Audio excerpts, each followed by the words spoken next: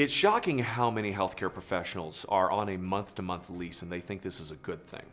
A month-to-month lease means that any tenant is basically 30 days from eviction. Now, in some scenarios in commercial real estate, being 30 days from eviction may not be a bad thing. But in the situation that a healthcare professional is in, stability of their space is of the utmost importance to their practice. The reason a lot of healthcare professionals will think that this is a good thing is because it gives them the maximum flexibility. They feel that they can go purchase a building or move into a different lease space at any time. But what they don't know is that when they're on a month-to-month lease, quite a few things can come into play. One of those is that a lease can have a holdover clause in it.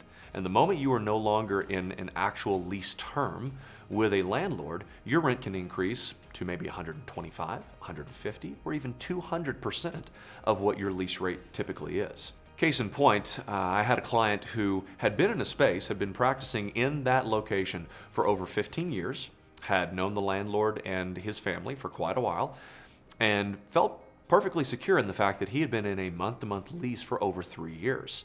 The problem was he did not know that the hospital that was right next door to his building had been in talks with the landlord's family to purchase the building from him to demolish the building and use it as parking. And so when he was served a letter from the hospital telling him that he had 30 days to turn over the space, that was a bit of a shock to him.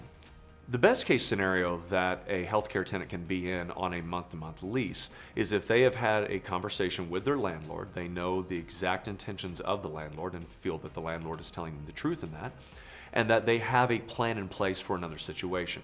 For example, if you have a client who is looking to build another building, it's really hard to time the ending of that lease with their construction being finished of the new building.